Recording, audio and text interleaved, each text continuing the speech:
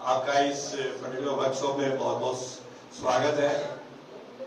प्रमोद जी दसोरा का मैं बहुत बहुत धन्यवाद देना चाहता हूँ। सर ने टाइम निकाल करके इस पर्टिकुलर वर्कशॉप के अंदर जो कि आज हम इंटरनेट डे मना रहे हैं उसके अंदर अपना समय निकाल के समय दिया, उसके लिए बहुत बहुत धन्यवाद। इस वर्कशॉप में जिला कार्यालय से भी एडीएम साहब आने वाले थे, बट स्वास्थ्य ठीक नहीं होने की वजह से वो आ नहीं पाए। तो ये वर्कशॉप आज हम आपके जो स्कूल है उसमें जिला स्तर का आयोजित कर रहे हैं। ये वर्कशॉप पूरे जिले के अंदर सभी स्कूलों के अंदर, चाहे गवर्नमेंट स्कूल हो, प्राइवेट स्कूल हो, कॉलेजेस हो, सभी के अंदर आयोजित किया जा रहा है। आज के दिन भारत सरकार का ये इंटरनेट दिवस, जो इसका नाम दिया है सेफर इंटरनेट डे, आज का दिन जो है हम लोग सेफर इंटरनेट डे के रूप में मना रहे हैं। सेफर इंटरनेट का मतलब कि कैसे अपन सुरक्षित रूप से इंटरनेट का यूज करते हुए हम लोग काम करेंगे। अभी आप देख रहे हैं कि डेली आपके बहुत सारे फ्रॉड हो रहे हैं। डेली आपके पेपर में पढ़ते होंगे, बहुत सारे भास्कर ले लीजिए, पत्रिका ले लीजिए, बहुत सारी पत्रिकाओं के अंदर डेली आपको न्यूज आती है कि ये साइबर फ्रॉड हो गया है, डिजिटल अरेस्ट हो गया है, बहुत सारे इस तरह के आ रहे हैं। आप तो जैसे जैसे आप देख रहे हैं कि टेक्नोलॉजी का डेवलपमेंट हो रहा है, जैसे जैसे कंप्यूटराइजेशन का बढ़ रहा है, उसके फायदे हो रहे हैं। उस फायदे के साथ साथ हमें बहुत सारी प्रॉब्लम भी देखनी पड़ रही है, बहुत सारी इस टाइप की इश्यूज भी क्रिएट हो रहे हैं कि लोगों को फाइनेंशियली नुकसान हो रहा है, किसी के जो पर्सनल डेटा है वो भी लॉस हो रहे हैं। तो इन सब से कैसे बचा जाए?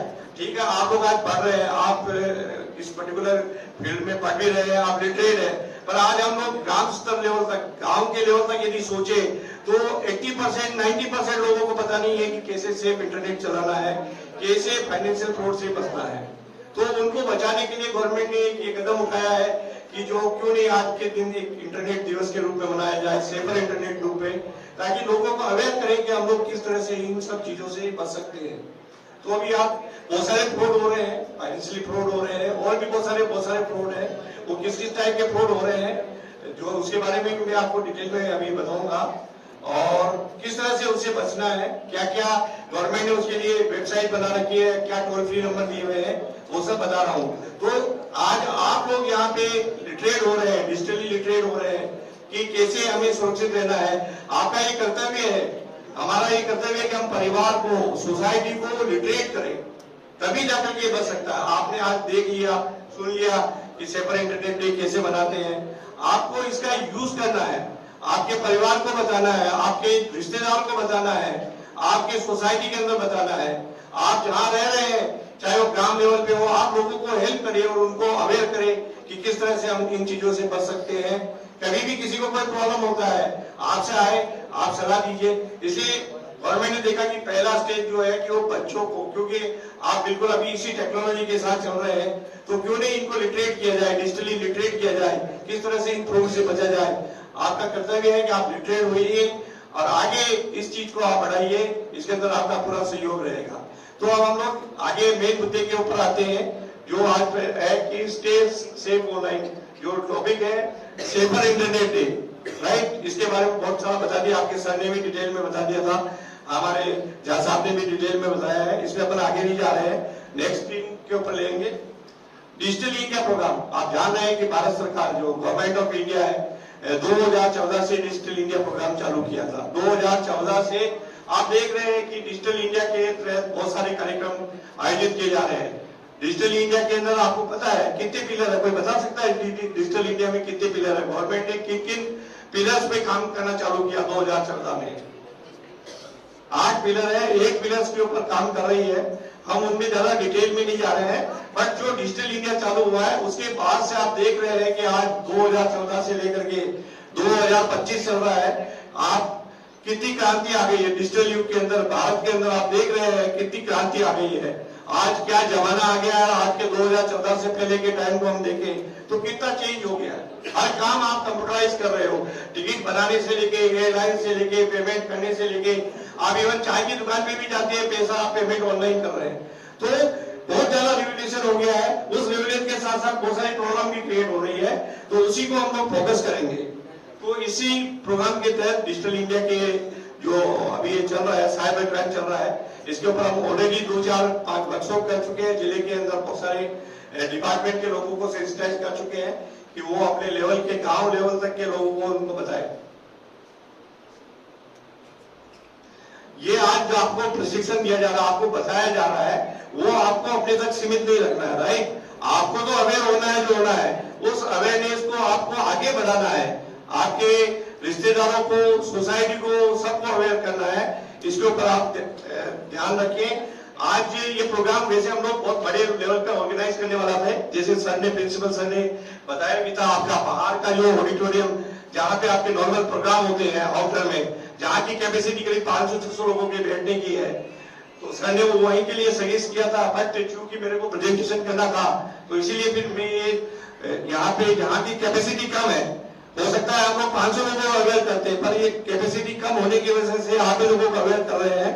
तो आपकी जिम्मेदारी है, आपके स्कूल के अंदर इस टाइप के वर्कशॉप और आयोजित करें और आपके जितने भी स्कूल के स्टूडेंट हैं उसके बारे में सबको अवेयर करें। आप सब यदि लोग सीखेंगे, पता लगेगा कि भाई क्या हो रहा है, किस तरह से बच सकते हैं, तभी जाकर के सोसाइटी के अंदर सब आगे बढ़ के सभी बच्चे बचा पाएंगे। तो आपका भी काम है, सर से भी निवेदन करूंगा प्रिंसिपल सर से कि चूंकि ये वर्कशॉप हम छोटे लेवल पे आयोजित कर रहे हैं, तो आप बड़े लेवल पे आपके हर क्लास का आप ले लेकर के राउंड पे इस तरह से आप सभी को अवेयर करें। ये जो प्रेजेंटेशन है पीपीटी हम आपको दे देंगे, इसी का यूज करते हुए सभी लोगों को अवेयर करें, जिससे कि जो गवर्नमेंट का जो मूल मोटो है, उद्देश्य है कि भाई सबको साइबर क्राइम के बारे में बताया जाए, कैसे बचा जाए, उसको पूरा किया जा सके। इसके अंदर मैं अभी थोड़ा सब्जेक्ट से हटके थोड़ा निकल रहा हूं। उससे पहले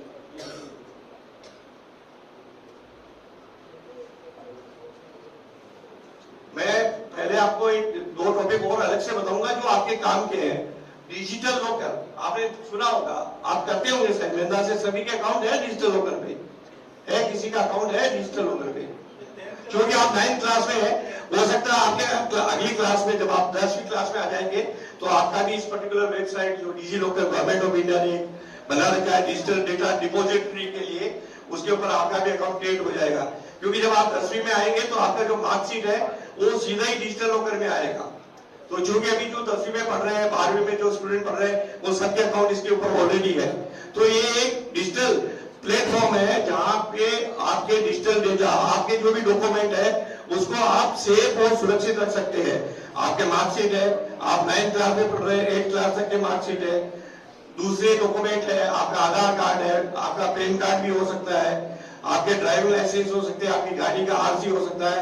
सारे डॉक्यूमेंट फिजिकली आपके पास होते हैं, पर कितनी बार वो फिजिकली आपके गुम जाते हैं, खत्म हो जाते हैं, जल जाते हैं। उन सबसे सुरक्षित रखने के लिए गवर्नमेंट ने एक प्लेटफॉर्म डेवलप किया है डिजिटल लॉकर। उसके ऊपर सारे डॉक्यूमेंट आप डिजिटल फॉर्मेट के ऊपर सेव करके रख सकते हैं, कभी भी चाहे उसको डाउनलोड कर सकते हैं और कभी भी उसको भेज सकते हैं। तो हो सकता है कि आपके स्कूल के द्वारा भी अगले साल डिजिटल लॉकर के ऊपर अकाउंट बना दिया जाए। तो ये आप सभी लोगों के लिए बहुत उपयोगी है और आगे भी आने वाले टाइम में आपके लिए जरूरी रहेगा और उसका आप कभी भी यूज कर सकते हैं। जरूरी नहीं कि आपकी मार्कशीट के लिए है, आप आपके पर्सनल यूज के लिए भी यूज कर सकते हैं। गवर्नमेंट ने स्पेस दे रखा है, आपके जितने भी इंपोर्टेंट डॉक्यूमेंट है उसको इसके ऊपर रख सकते हैं। आप लोग स्कैन करके अपलोड कर दीजिए, वहां पड़ा रहेगा, जब भी जरूरत है डाउनलोड करिए। किसी को भेजना है डिजिटल फॉर्मेट में भेज सकते हैं, और नहीं तो प्रिंट निकाल के देना तो डाउनलोड करके प्रिंट निकाल के दे दीजिए। तो ये डिजिटल लॉकर है, ये भारत सरकार का एक बहुत इंपॉर्टेंट प्रोजेक्ट था और आने वाले टाइम में इसकी बहुत महत्ता होगी, सबको यूज करना होगा। नेक्स्ट एक और जो भारत सरकार की फैसिलिटी है, वैसे तो बहुत सारे पोर्टल है, बहुत सारी फैसिलिटीज है, मैं उनमें डिटेल में नहीं जाऊंगा ज्यादा क्योंकि समय का अभाव भी है। तो एक टेलीमानस सर्विसेज है, तो भारत सरकार ने एक टेलीमानस सर्विसेज बना रखी है। इसके ऊपर कोई भी बच्चा, चूंकि अभी हम लोग बहुत ज्यादा जब एग्जाम होते हैं, 10th 12th के एग्जाम होते हैं, जब आप IIT की तैयारी कर रहे होते हैं तो आप बहुत ज्यादा प्रेशर में रहते हैं। तो कितनी बार प्रेशर में बच्चे परेशान हो जाते हैं, उनको कोई हेल्प नहीं मिल पाती है। तो भारत सरकार ने ये टेलीमानस एक सर्विसेज बना रखा है जिसका टोल फ्री नंबर 14416 नंबर है, 14416। ये एक टोल फ्री नंबर है, 24 आवर्स अवेलेबल है। इसके ऊपर कोई भी बच्चा, कोई भी पेरेंट्स कभी भी किसी भी टाइप की आपको सहायता चाहिए, आप इस नंबर पे ले सकते हैं। यहाँ पे आपके एक्सपर्ट बैठे हुए हैं, भारत सरकार ने एक्सपर्ट बिठा रखे हैं हर फील्ड के, वो आपको गाइड करेंगे कि भाई किसी भी टाइप की आपका कोई प्रॉब्लम है तो क्या हो सकता है, कैसे उसमें आपको सुविधा मिल सकती है, वो सारा इसके ऊपर है। इसके अलावा मेंटल हेल्थ और दूसरे हेल्थ से रिलेटेड भी यदि कोई इश्यू है, किसी को भी डिस्कस करना है, आप किसी को बताना नहीं चाहते हैं, आप डिस्कस करना चाहते हैं, आप 14416 के ऊपर डायल करिए, वहां एक्सपर्ट बैठे होंगे और आपको निश्चित कोई ना कोई राय देंगे, उसको आप फॉलो करें। तो ये भी एक बहुत बड़ी सर्विसेज है हम लोगों के लिए, आम पब्लिक के लिए, बच्चों के लिए, सबके लिए काम में आएगी, तो इसका भी आप जरूर यूज करिए। तो ये दो चीजें थी जो मैं थोड़ा सा फोकस करना चाह रहा था, क्योंकि ये आप लोगों के लिए बहुत काम की है। अब आप लोग बेसिकली जो हमारा मेन सब्जेक्ट है, जिसके ऊपर आज हम लोग आए हैं, सेफर इंटरनेट डे। क्यों हम लोग safer internet day, safer internet, कैसे सुरक्षित इंटरनेट आप लोगों को चलाना है, क्योंकि आज हर आदमी के पास मोबाइल है। आप देख लीजिए 95% लोग होंगे जिनके पास मोबाइल होगा, उससे भी ज्यादा होगा, एग्जैक्ट फिगर नहीं बता सकते यहाँ पर लोग। आप लोगों सब लोग यूज करते हैं मोबाइल, सुबह जब उठ जाते हैं वहां से लेके जब तक रात तक आप सोते नहीं है, आपके हाथ में मोबाइल लिए हुए होते हैं। तो हर जगह आपका मोबाइल यूज होता है, क्योंकि मोबाइल से आप कनेक्टेड रहते हैं, ऑनलाइन रहते हैं। इसका मतलब क्या हो रहा है कि आप इंटरनेट से जुड़े हुए हैं। इंटरनेट क्या होता है, इंटरनेट क्या बता सकते हैं कोई, इंटरनेट क्या होता है, क्या होता है इंटरनेट बताइए। आप पढ़ते होंगे ना, आपको पता होगा, आपकी क्लास में है कंप्यूटर साइंस पढ़ा है, कब किसी कौन सी क्लास से पढ़ रहे हैं, 7 से पढ़ रहे हैं, 5 से। तो इंटरनेट आता होगा ना, वर्ड इंटरनेट, एक ग्रुप ऑफ नेटवर्क, सुना होगा, पढ़ा होगा। तो ये बहुत सारे नेटवर्क है, वर्ल्ड के अंदर बहुत सारे नेटवर्क बने हैं और एक दूसरे से कनेक्टेड है, प्रोटोकॉल्स, कुछ नियम है, उससे सारे कनेक्टेड है। तभी तो आज आप यहाँ बैठे बैठे जैसे गूगल का डालते हो, google.com डालते हो ब्राउजर में, आपको गूगल की साइट खुल जाती है। जबकि गूगल के डेटा कहाँ पर है, आप बता सकते हैं कहां से आ रहा है, कोई पता नहीं है, आपको भी पता नहीं, मेरे को भी पता नहीं है। ये सारा चीजें पॉसिबल हो रही है, everything is possible through internet. बहुत सारे नेटवर्क कनेक्टेड है, सूचनाओं का आदान प्रदान हो रहा है, कम्युनिकेशन हो रहा है। अब जो भी सूचनाएं जा रही है, आदान प्रदान हो रहा है, तो कहीं ना कहीं उसकी सुरक्षा जो होती है वो प्रॉपर नहीं होती है, तो वहां कोई ना कोई लूज होल होता है और अटैकर जो होते हैं या क्राइमर जो होते हैं वहां पे अटैक करते हैं और अटैक करके आपकी जो भी पर्सनल इंफॉर्मेशन है, फाइनेंशियल इंफॉर्मेशन है, उसको ले लेते हैं। तो इसीलिए कि हम लोग कैसे सेफ इंटरनेट चलाएं, कैसे हम लोग इंटरनेट के थ्रू सेफ काम करें, उसी के लिए ये चीज आज हम लोग कर रहे हैं। तो इसके अंदर अब क्यों जरूरत पड़ी है, तो ये 10 रीजन है।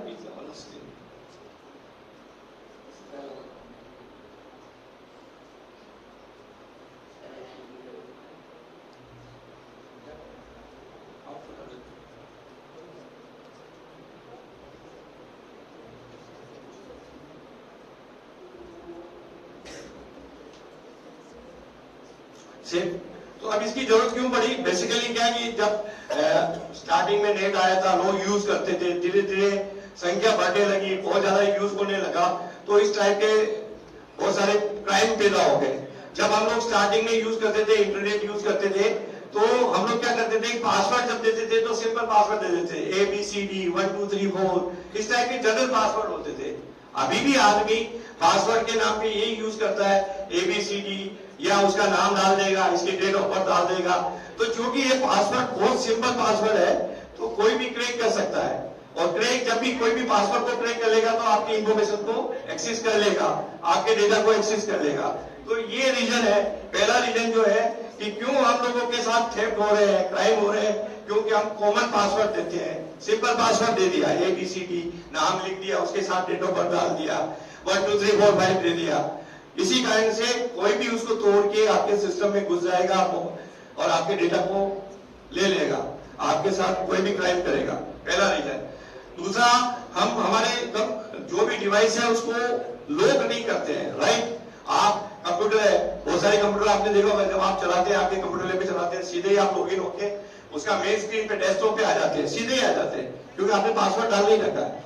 मोबाइल भी बहुत होते हैं जिनका कोई पासवर्ड नहीं होता है, कोई पैटर्न नहीं होता है, सीधे ही आप जैसे उसको पावर को ऑन करेंगे उसका मेन स्क्रीन लॉक हो जाता है। तो बहुत जने अपनी स्क्रीन को लॉक नहीं करते हैं। उसी तरह से हम लोग OS या जो हमारा विंडो है या जो हमारा एंड्रॉइड फोन है, उसका जो ऑपरेटिंग सिस्टम होता है उसको अपडेट नहीं करते हैं। वो भी हो सकता है आपके एप्लीकेशन है उनको भी अपडेट नहीं करते हैं। तो ये 5-6-7 रीजन 8-10 रीजन है। इन रीजन की वजह से ही बहुत सारे क्राइम बढ़ने लगे और धीरे धीरे हर जगह फाइनेंशियली फ्रॉड, आपके डेटा का नुकसान, आपके डेटा को चुरा लेना, ये सब चीजें होने लगी। तो अब इनको कैसे बचा जाए, क्या किया जाए, उसके लिए ये 10 स्टेप है, 10 स्टेप्स है जिसको आपको ध्यान में रखना है। आपको ध्यान में रखना है, आपके सब लोगों को बचाना है और जब भी जरूरत पड़े किसी को भी अवेयर करें। ये 10 स्टेप है जिसमें पहला वाला जो स्टेप है, make use of strong password. ठीक है, आपका पासवर्ड सबसे पहले स्ट्रॉन्ग पासवर्ड होना चाहिए। स्ट्रॉन्ग पासवर्ड का मतलब क्या है कि जनरल पासवर्ड नहीं बनाना, नाम दे दिया, ABCD दे दिया, 1 2 3 4 दे दिया। पासवर्ड स्ट्रॉन्ग होना चाहिए। स्ट्रॉन्ग की भी गाइडलाइन है कि पासवर्ड कैसे बनाना है। आप जब नेट बैंकिंग की साइट पे जाते हैं या बहुत सारी साइट पे आप काम करते हैं, पासवर्ड बनाते हैं तो बताता है कि पासवर्ड कॉम्बिनेशन होना चाहिए, उसका अल्फाबेट होना चाहिए, उसमें नंबर होना चाहिए, उसमें स्पेशल कैरेक्टर होना चाहिए। ये 3 चीज से मिला करके आपको पासवर्ड बनाना है और मिनिमम 8 कैरेक्टर का पासवर्ड होना चाहिए, इससे कम नहीं होना चाहिए। बहुत सारी साइट्स पे जैसे बैंकिंग की साइट है, जब आप पासवर्ड बनाते हैं तो वो एरर दे देगा। जब इन तीनों चीजों में से कोई भी चीज नहीं होगी एरर देगा और मिनिमम 8 कैरेक्टर का होना चाहिए। 8 कैरेक्टर भी नहीं होगी तो भी एरर दे देगा। तो पासवर्ड हमेशा आपका स्ट्रॉन्ग होना चाहिए। दूसरा, मेंटेन सॉफ्टवेयर अपडेट। आपके सिस्टम को, आपके मोबाइल में जो भी सॉफ्टवेयर है उसको अपडेट करके रखिए। हमेशा अपडेटेड सॉफ्टवेयर होना चाहिए। जब भी अपडेट अवेलेबल होता है, चाहे आपके मोबाइल पे, आपके लैपटॉप के ऊपर, डेस्कटॉप पे, तो एक मैसेज आता है कि updates are available, do you want to continue. आप यस करेंगे तो अपडेट सिस्टम में चालू हो जाएगा और नहीं करेंगे नो। तो ध्यान रखिए, जहां तक हो सके आपके सिस्टम को हमेशा अपडेट रखिए। तीसरा, एंटीवायरस का यूज करिए।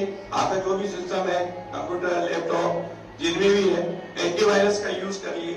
Understand fishing scheme. फिशिंग क्या होता है, किस तरह से स्कैम होते हैं, वो मैं अगले वाली स्लाइड में आपको बताऊंगा। फिर आपके मोबाइल को सिक्योर रखना चाहिए। दूसरा, 2 फैक्टर ऑथेंटिकेशन। जब भी आप कहीं पे भी लॉगिन करते हैं तो दो लेवल पे आपका चेकिंग होता है। आपने देखा होगा ना, आप लोग कभी यूज करते हैं बहुत सारी साइट जिसमें मोबाइल नंबर डालते ही OTP जाएगा, OTP डालने के बाद फिर पासवर्ड मांगता है। इसको अपन 2 फैक्टर ऑथेंटिकेशन कहते हैं, मतलब 2 लेवल पे चेकिंग हो रहा है। जब तक 2 लेवल पे चेकिंग नहीं होगा कोई भी सिस्टम में जा नहीं पाएगा। तो वो होना चाहिए। आपके डेटा का बैकअप लेना चाहिए। कितनी बार होता है आपका मोबाइल खराब हो जाता है, मोबाइल खराब होने से सारे डेटा आपके ट्रेस हो जाते हैं, सब खत्म हो जाते हैं। तो इसीलिए रेगुलर आपके डेटा का बैकअप लीजिए। आपको पब्लिक वाईफाई यूज नहीं करना चाहिए। कहीं पे भी जा रहे हैं वहां पे पब्लिक वाईफाई है, बिना पासवर्ड के प्रोटेक्टेड पब्लिक वाईफाई है, उससे कभी कनेक्ट नहीं हुए, क्योंकि यदि उससे कनेक्ट होते हैं तो आपके डेटा कहीं न कहीं कोई भी साइबर क्राइमर उसको एक्सेस कर सकता है और उसको ले सकता है। तो ये 10 रूल है, 10 नियम है जिनका आपको फॉलो करना है। कभी भी कोई भी वेबसाइट चला रहे हैं, कंप्यूटर चला रहे हैं, मोबाइल चला रहे हैं, ये चीजें हमेशा आपको ध्यान में रखनी है और सभी लोगों को अवेयर करना है। जब आप ऑनलाइन होते हैं तो ये 5 चीजें ध्यान में रखनी है। आपका सिस्टम लेटेस्ट एंटीवायरस होना चाहिए। आपको आपके पास यदि कोई फेक ईमेल आ रहा है तो उसको कभी भी मत खोलिए। आप जानते नहीं है, आपको नहीं खोलना है। आपके मशीन का, आपके सिस्टम का, आपका कोई भी कंप्यूटर है, आपकी कोई भी प्रोग्राम है, उसके पासवर्ड को रेगुलरली चेंज करते रहना चाहिए। एक ही पासवर्ड नहीं है या एक ही पासवर्ड चल रहा है, रेगुलर चेंज करिए। आजकल तो बहुत सारे वेबसाइट में भी फैसिलिटी होती है, ऑटोमेटिक एक्सपायर हो जाता है, आपसे नया पासवर्ड मांगता है। जब भी नया पासवर्ड डालेंगे तभी आगे बढ़ पाएंगे। तो वो आपको करते रहना चाहिए। और आपका जो इंटरनेट का ब्राउजर है वो हमेशा अपडेट रखना चाहिए, अपडेट रहे। ब्राउजर के अंदर अपडेट्स आते रहते हैं, उनको भी अपडेट करते रहना चाहिए। तो ये मेजर कुछ टिप्स है जिनको आपको ध्यान में रखना है। जब भी आप इंटरनेट चला रहे हैं उस समय आप इन सब चीज का ध्यान रखेंगे तो आप सुरक्षित रहेंगे। ठीक है। अब दूसरा मैं चल रहा हूं अभी डिजिटल ई पेमेंट पे। डिजिटल ई पेमेंट के अंदर आप देख रहे हैं, आप डिजिटल पेमेंट करते हैं गूगल पे से, फोन पे से, पेटीएम से, भीम से, बहुत सारे ऐप है जिनसे आप पेमेंट करते हैं, ऑनलाइन पेमेंट करते हैं। तो जब भी आप पेमेंट करें ध्यान रखिए, आप कर रहे हैं या वो कोई भी दूसरा करता है, तो जब भी वो 6 डिजिट का या 4 डिजिट का पिन होता है, जब आप ट्रांजेक्शन करते हैं, पेमेंट करते टाइम एक कोड होता है, वो कोड किसी को नहीं बताए, ठीक है। बताएंगे तो आपका अकाउंट जो भी उस एप्लीकेशन से लिंक है, उसे डेटा आपके पेमेंट से फाइनेंशियली सारा नुकसान हो जाएगा, पैसा आपका जा सकता है, कभी मत बताइए। दूसरा एक और क्यूआर कोड स्कैम भी हो रहा है कि आप देखते हैं बहुत जाएगा, आप क्यूआर कोड से पेमेंट करते हैं, मोबाइल ऐप से क्यूआर कोड को रीड किया, पेमेंट कर दिया, तो उस कंडीशन में भी गलत पेमेंट जा सकता है। हमेशा जब भी क्यूआर कोड से पेमेंट करें, रीड करने के बाद जरूर किस एजेंसी को पेमेंट कर रहे हैं उसका नाम चेक कर लें, उसका नाम प्रॉपर होना चाहिए, जिस एजेंसी को पेमेंट कर रहे हैं वही एजेंसी होनी चाहिए, क्योंकि ऐसा भी हो चुके हैं बहुत सारे केस कि क्यूआर कोड किसी का लगा हुआ, उसके ऊपर किसी दूसरे ने क्यूआर कोड लगा दिया, आप पेमेंट करने जा रहे हैं, आपने देखा नहीं, तो वो जिस एजेंसी के दूसरी एजेंसी के अकाउंट में पैसा चला जाएगा, तो वो भी आपका एक स्कैम है, उससे भी आपको बचना है। अभी बहुत सारे स्कैम चल रहे हैं, इसमें मैं कुछ स्कीम के बारे में आपको बता रहा हूँ, आपको भी उसमें आपको ध्यान रखना है कि उन स्कीम में आप फंसे नहीं, और उसके साथ साथ आप और भी दूसरे लोग हैं उनको भी अवेयर करें। इस टाइप के कभी भी कोई इस टाइप का स्कीम आए तो उसको बताएं कि ये एक साइबर फ्रॉड है, और उसको कभी भी उसके ऊपर क्लिक नहीं करें, या आगे की जो भी कुछ कहने को बोलता है वो नहीं करें। अभी एक चल रहा है, आपके मोबाइल पे फोन आता है और उसमें वो बोलते हैं कि मैं ट्राई से बोल रहा हूँ। ट्राई एक संस्था है भारत सरकार का जो मोबाइल फोन और इनको देखती है संस्था, तो फोन में वो बोलेगा कि मैं ट्राई से बोल रहा हूँ, आपका फोन इलीगल कामों में पाया गया है, आपके बहुत सारे क्राइम में फंसे हुए हैं, आप यदि 2 घंटे के अंदर अंदर आप इसका हमसे संपर्क नहीं करते हैं तो आपके फोन को, मोबाइल सिम को लॉक कर दिया जाएगा, ब्लॉक कर दिया जाएगा। इस टाइप का मैसेज आता है, बहुत जनों के आ चुका है, मेरे को खुद को आया है। तो इसमें कभी भी वो बोलेगा आपको यदि ट्राई के अधिकारी से संपर्क करना है तो नो दबाइए या 1 दबाइए, जो भी है वो कुछ भी बोल सकता है। इस केस में यदि वो आपको बोलता है तो आप कभी भी मत दबाइए। ये बिल्कुल एक साइबर फ्रॉड चल रहा है, आप खुद उससे अवेयर होइए, दूसरों को बताइए कि ट्राई से कभी भी कॉल आए, आपको उसको कभी भी उसको नहीं प्रेस करना है जैसा कहे, क्योंकि कभी भी कोई भी संस्था, कोई भी गवर्नमेंट का डिपार्टमेंट आपको फोन करके ये नहीं बोलता है कि आपके डिवाइस को या आपके सिम को ब्लॉक कर दिया जाएगा। ये एक फ्रॉड है, और जैसे ही आपने 19 जो भी बोला प्रेस कर दिया, फिर आप आगे साइबर क्राइम के अंदर चले जाएंगे। दूसरा जो साइबर क्राइम चल रहा है कि मैं कोरियर सर्विसेज से बोल रहा हूँ, ब्लू डार्ट से बोल रहा हूँ, या और भी बहुत सारी कोरियर सर्विसेज हो सकती है। उस कोरियर सर्विसेज से बोल के कि भाई आपका एक कोरियर आया हुआ है, उस कोरियर को आप तक पहुंचाने के लिए आपका एड्रेस कंफर्मेशन करना है। एड्रेस कंफर्मेशन के लिए वो बोलेगा एक प्रेस करिए, जैसे ही आप एक प्रेस करेंगे साइबर क्राइम के अंदर चले जाए। तो इसीलिए इस टाइप का भी यदि कभी आपके पास फोन आता है, आपके परिवार वालों के पास फोन आता है, आप कभी भी दबाइए नहीं, क्योंकि नहीं तो साइबर क्राइम में चले जाएंगे। उसी तरह से एक बहुत इंपॉर्टेंट चल रहा है साइबर डिजिटल अरेस्ट। नाम सुना है डिजिटल अरेस्ट का? किसी ने सुना है? पेपर में पढ़ा होगा डिजिटल अरेस्ट, किसने सुना है? बताएंगे कोई? नहीं। डिजिटल अरेस्ट में क्या हो रहा है कि आपके पास कोई एक वीडियो कॉल आता है, लिंक आता है वीडियो कॉल का, राइट? व्हाट्सएप पे आपके पास एक लिंक आएगा, उस लिंक पे यदि आप क्लिक कर दिया, आप वीडियो कॉल के थ्रू किसी से संपर्क में चले जाएंगे। आपको पता नहीं है वो कौन है, उस साइट पे क्या है, किसने लिंक भेजा है, तो वो एक उसमें आप साइबर फ्रॉड के अंदर चले जाएंगे सीधे ही। उसके अंदर आपको जैसे कॉल पे आप देखेंगे आगे पुलिस डिपार्टमेंट का ऑफिस बना हुआ, वैसा आपको लगेगा कोई पुलिस अधिकारी बैठा है, फिर वो बोलेगा मैं पुलिस अधिकारी बोल रहा हूँ, ये बोल रहा हूँ, या सीबीआई ऑफिसर बोल रहा हूँ, आपका फ्रॉड में पाए गए, आप ड्रग्स के केस में पाए गए, आप पे कार्रवाई होगी। वो आपको डराएगा, धमकाएगा और आपसे पैसे ट्रांसफर करने के लिए कहेगा। तो ये एक बहुत बड़ा फ्रॉड चल रहा है। तो इस तरह के यदि आप वीडियो कॉल को, पहले तो अननोन सोर्स से कोई भी वीडियो कॉल आता है या कोई लिंक आता है तो कभी भी उसको आपको चालू करना ही नहीं है, उसमें आपको क्लिक नहीं करना जब तक आप नहीं जानते हैं कि कोई भी रिलायबल सोर्स से डॉक्यूमेंट नहीं आया है, तब तक आप उसमें क्लिक नहीं करें। और इनकेस क्लिक भी कर लिया और आगे आपको इस टाइप का एनवायरमेंट मिल गया तो आप उसमें घबराइए नहीं, क्योंकि आप घबरा गए तो फिर वो आपको पूरा फ्रॉड में ले लेगा। वो बोलेगा मैं पुलिस अधिकारी बोल रहा हूँ, सीबीआई ऑफिसर बोल रहा हूँ, आप इस क्राइम में फंसे गए हैं, आपको पुलिस अरेस्ट कर लेगी अभी, आप वो फिर आपको बिल्कुल एक मेंटल प्रेशर क्रिएट कर देगा। और जैसे ही आपका मेंटल प्रेशर क्रिएट हो गया, आप उस साइबर क्राइम में चले जाएंगे। वो आपको जो कहेगा कि इतना पैसा ट्रांसफर करिए, वो करिए, आपको पैसे ट्रांसफर कर दोगे। तो इस तरह का जब भी केस हो, आपको उसके अंदर बिल्कुल घबराना नहीं है, आप कुछ भी बोलिए मत। और इस कंडीशन में अपने परिवार के जो मेंबर है उनसे संपर्क करने की कोशिश कीजिए, उनको बताइए कि इस टाइप का केस हो रहा है, पुलिस को फोन करके हेल्प ले। तो पुलिस से आएगी, आप पुलिस को फोन करें और पुलिस आ जाती है तो कोई कुछ नहीं, क्योंकि जिससे भी आप बात कर, जो पुलिस अधिकारी है चाहे सीबी ऑफिसर है, वो आपके पास बैठा नहीं है, सामने नहीं है, वो कहीं रिमोट लोकेशन पे हजारों किलोमीटर दूर बैठा है, वो आपका कुछ भी नहीं कर सकता है। आप भी घबरा जाता है यार कि तो पकड़ लेगा मेरे को, अभी अरेस्ट कर लेंगे, जेल में डाल देंगे, घबरा जाता है, जबकि वो आपके पास नहीं है, फिजिकली आपके पास कोई नहीं है। इसलिए आप कभी भी घबराए नहीं। इस टाइप के केस हो, आपके साथ हो सकता है, किसी के भी साथ हो, तो आप उसको बताइए, घबराए नहीं और तुरंत पुलिस वालों से संपर्क करिए। हर एक जिले के अंदर एक पुलिस का साइबर सेल बना हुआ होता है, हर जिले में, हर थाने में, पुलिस थाने में साइबर सेल बना हुआ होता है। उस थाने के सेल के ऊपर संपर्क करें, उनको बताइए, वो कार्रवाई करेंगे और आपको कोई दिक्कत नहीं होगी। तो ये फ्रॉड चल रहा है, इन फ्रॉड से भी आपको बचना है। अब यदि आपके साथ कोई फ्रॉड हो जाता है, जैसे किसी का पैसा चला गया, ओटीपी दे दिया, पैसा चला गया अकाउंट से, तो बचने के लिए सबसे पहले क्या करना होता है? तो एक गवर्नमेंट ने टोल फ्री नंबर बना रखा 1930, राइट, 1930। साइबर क्राइम में किसी भी टाइप का साइबर क्राइम हो जाए जिसमें आप फंस जाते हैं, तो 1930 के ऊपर आप तुरंत कॉल करिए।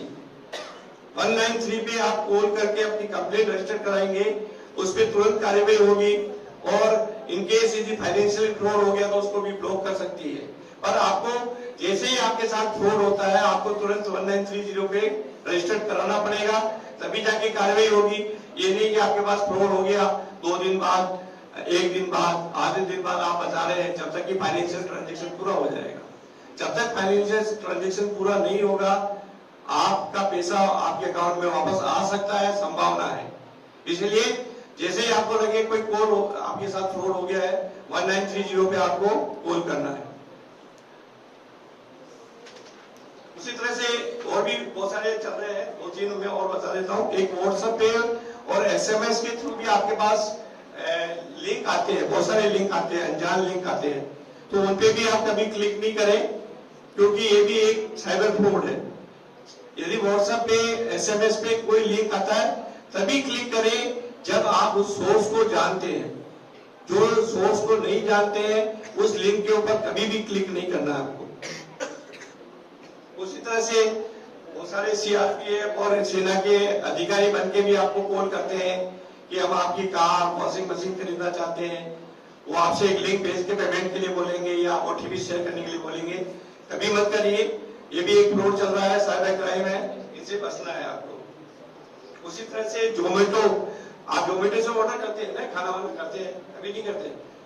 बोलते नहीं यहाँ पे फैसिलिटी है, कुछ लोग करते हैं, यहाँ पे तो नहीं है, पर बड़े शहरों में बहुत ज्यादा चलन है इन चीजों का।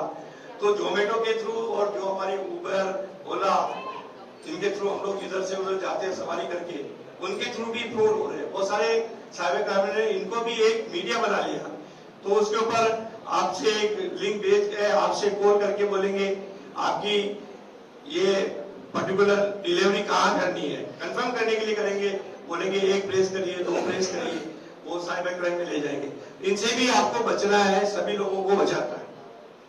सबसे इंपॉर्टेंट चीज है आपकी जो भी व्यक्तिगत जानकारी है, आपका नाम, स्थान, आपका पता, आधार नंबर, पैन कार्ड नंबर और भी कोई भी जो पर्सनल इंफॉर्मेशन है, यदि आपसे कोई ऑनलाइन बात करते हुए या व्हाट्सएप पे किसी भी मांगता है जिसको आप नहीं जानते हैं, उसे कभी भी शेयर नहीं करें।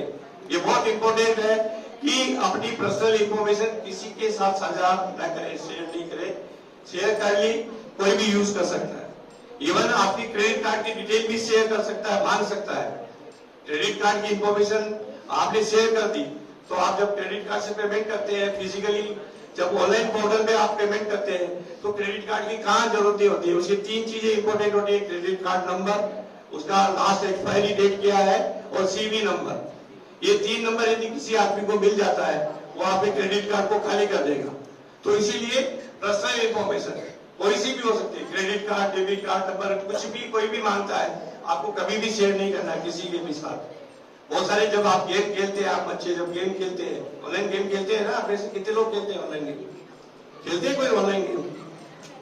कोई नहीं खेलते हैं। बड़ा आश्चर्य है, बहुत बड़ी बात है। तो जब आप ऑनलाइन गेम खेलते हैं तब भी आपसे जो गेम खेलते खेलते जो भी आपसे गेम खेल रहा है आपकी पर्सनल इंफॉर्मेशन भी मांगता है।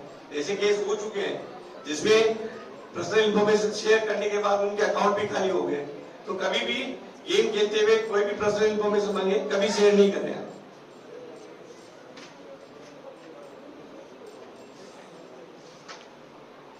उसी तरह से एक ओटीपी वाला भी स्कीम चल रहा है कि आपसे बहुत बार फोन आता है कि आपका ओटीपी आया हुआ होगा, बैंक से बोल रहे हैं, आपकी केवाईसी करनी है, आपका ओटीपी आया होगा, ओटीपी शेयर कर दे। कभी भी शेयर नहीं करें, क्योंकि कोई भी ऑनलाइन आपकी केवाईसी नहीं होती है। कोई भी बैंक, कोई भी इंस्टीट्यूट, कोई भी गवर्नमेंट डिपार्टमेंट आपका ऑनलाइन कभी भी कोई काम नहीं करता है, कभी भी ओटीपी नहीं मांगता है। कोई भी ओटीपी मांग रहा है इसका मतलब आपके साथ कोई भी फाइनेंशियली फ्रॉड है या कोई भी आपके साथ क्राइम हो सकता है। तो इसीलिए कभी भी आपको ओटीपी शेयर नहीं करना है। मेरे को लग रहा है आप लोग कुछ बोर हो गए हैं, शायद आप लोगों से रिलेटेड टॉपिक नहीं है या आपसे कुछ ज्यादा ही आ रहा है, आपके ऊपर ज्यादा भारी पड़ रहा है टॉपिक, इसलिए थोड़ा सा सुनिए आप। मेरे को लग रहा है कि आप लोग उससे थोड़े बोर हो रहे होंगे, पर थोड़ी देर आप सुनिए, आपके काम का भी होगा। हो सकता है आपके अभी आप ज्यादा यूज नहीं करते, बट आप जब बड़े होंगे आपके काम की चीजें है, सब आपके काम के लिए, आपके पेरेंट्स के लिए काम की चीजें हैं। क्योंकि आपके पेरेंट्स बर्थडे कोई ना कोई तो यूज करते हैं, आजकल नेट बैंकिंग यूज करते हैं, ऑनलाइन डॉक्यूमेंट यूज करते हैं, बहुत सारी चीजें यूज करते हैं। तो आप समझ के उनको अवेयर करें। उसी तरह से आपका वीडियो, कोई भी वीडियो कॉल आपके पास आता है, आप उसका कोई जवाब नहीं देंगे, उसका ऑफलाइन सत्यापित करके उसका जवाब देंगे। ये अगला, ये साइबर अपराध चल रहे हैं जो मैंने अभी आपको बताया था मोटे मोटे तौर पे। अभी एक साइबर अपराध और चल रहा है, व्हाट्सएप पे आपको एक फाइल आता है pmkisan.apk फाइल, और उसी तरह से एक फाइल और चल रही है marriage.apk फाइल।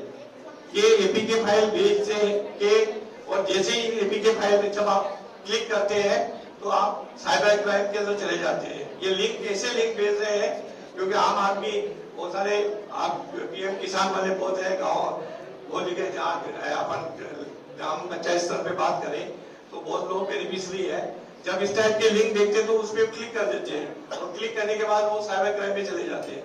इसी तरह मेरी सीजन चल रहा है, marriage.apk फाइल आ रही है, उस पर भी आप क्लिक करेंगे साइबर क्राइम में चले जाते हैं।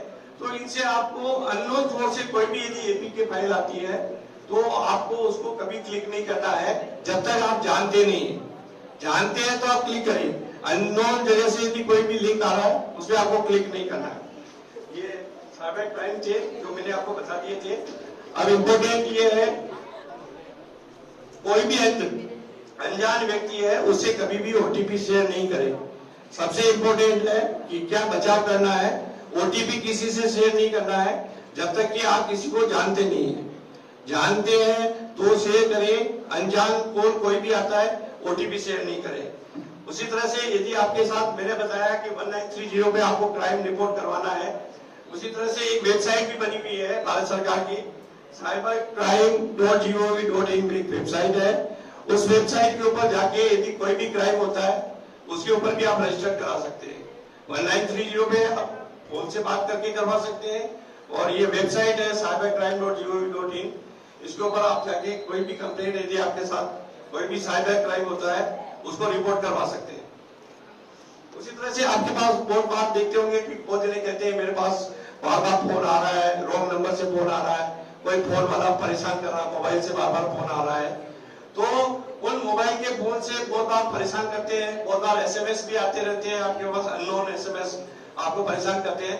तो इनसे बचने के लिए भी भारत सरकार ने एक पोर्टल बना रखा है, उसको चक्षु पोर्टल कहते हैं। संचार साथी.gov.in एक पोर्टल है, संचार साथी.gov.in एक पोर्टल है।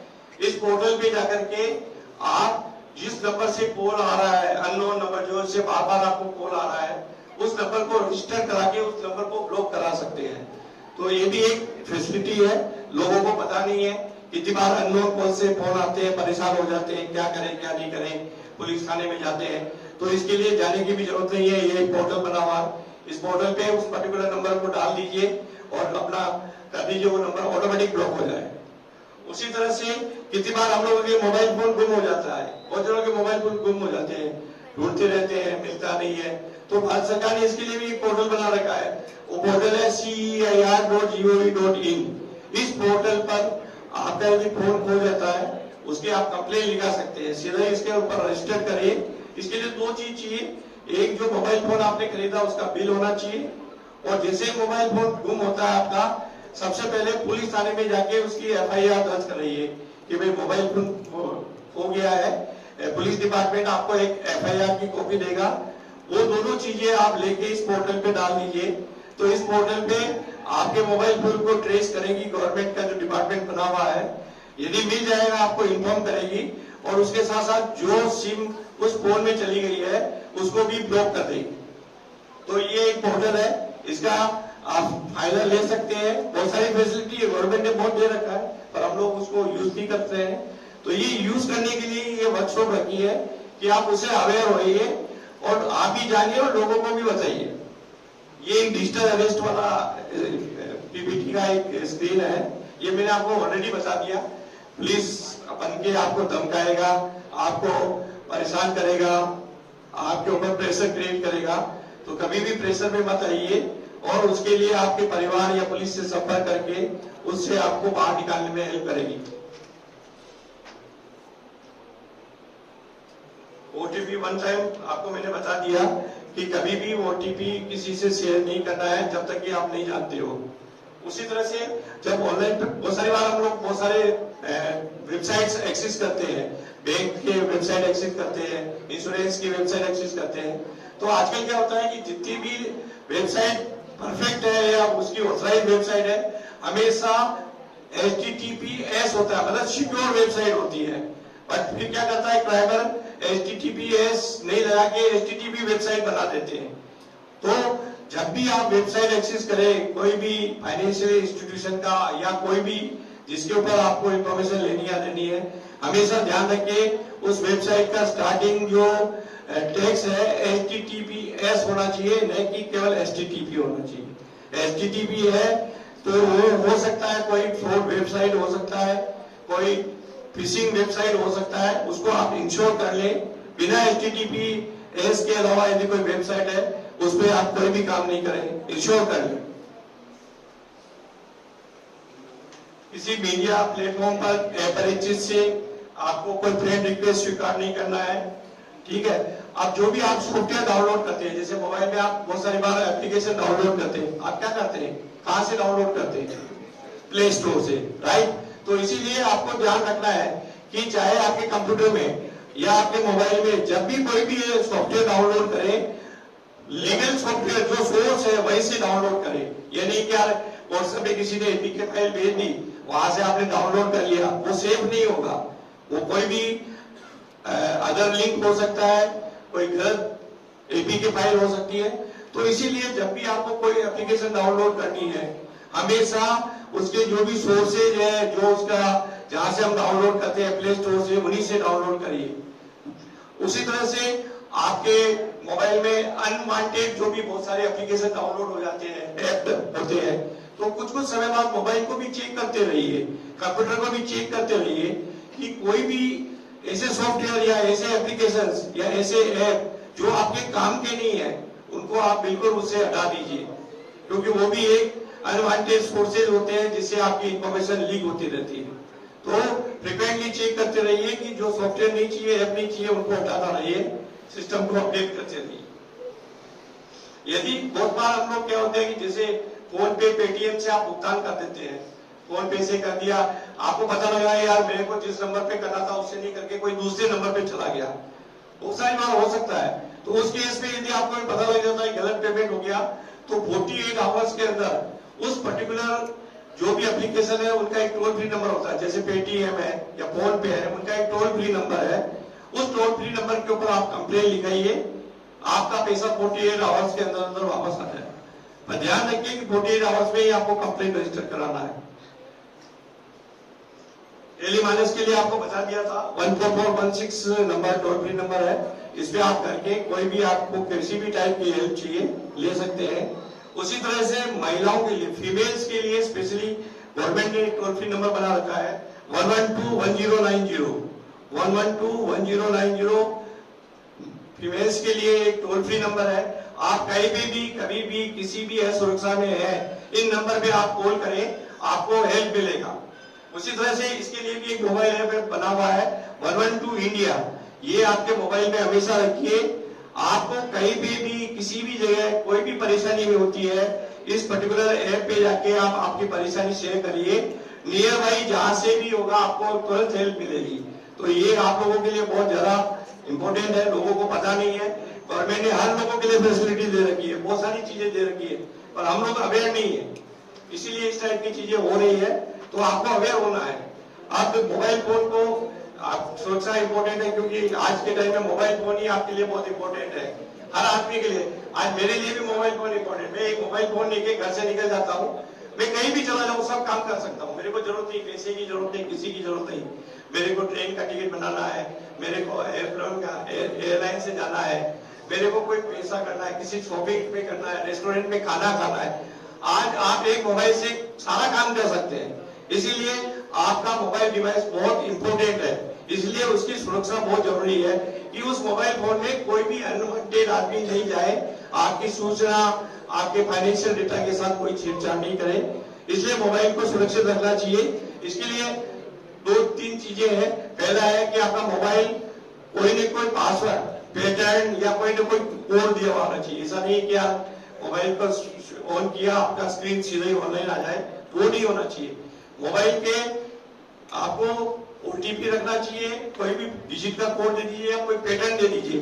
पैटर्न भी ऐसा देना है कि बहुत इजी वाला पैटर्न नहीं है, लाइन बना दिया, कोई भी लाइन डाल के चला जाएगा, ठीक है। ये वाला आपकी सुरक्षा के लिए है। बायोमेट्रिक से भी सुरक्षित रख सकते हैं, आजकल सारे मोबाइल में फैसिलिटीज आ रही है।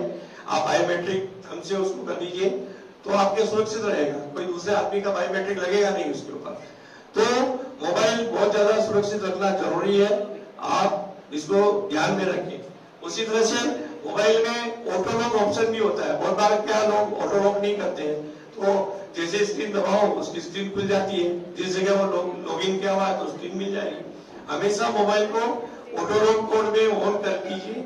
1 मिनट, 2 मिनट, 5 मिनट, जो भी आप टाइम पीरियड देंगे उतने पीरियड के अंदर यदि वो इनएक्टिव रहेगा तो ऑटोमेटिक उस मोबाइल लॉक हो जाएगा।